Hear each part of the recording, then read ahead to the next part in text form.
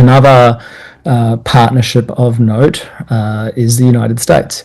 I think it's interesting that despite some speculation that the United States re-hyphenated India and Pakistan, I actually don't think the United States did that at all.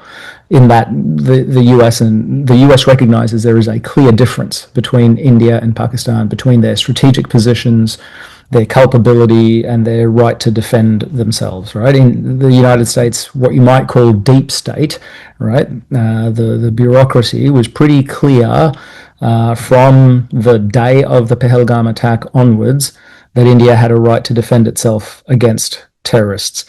It was only President Trump himself personally, speaking off the cuff several times, who inconveniently, unhelpfully lumped India and Pakistan together. Now, he is the commander-in-chief, so you cannot ignore him, right? He does speak for the United States.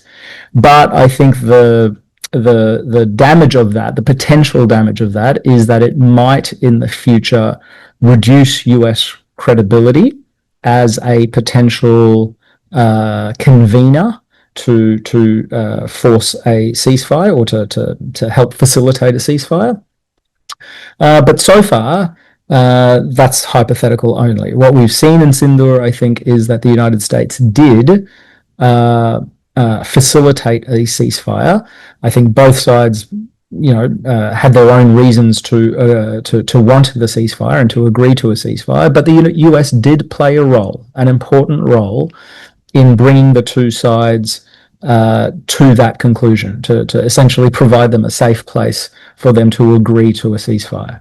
And so, again, barring sort of unhelpful off-the-cuff comments, I think the US can and should still play that kind of role. But the one last comment I would make on this is that the way the Indian government has portrayed its performance in Operation Sindoor is to very much signal that this is something that India can and will do by itself, right down to the equipment used, where India has very clearly said, look, this is evidence that India is self-reliant, right? This is all made in India stuff, they say, or that the operation at least was made in India using foreign equipment. There were a lot of indigenous equipment used, such as the air defense systems, Akash, etc.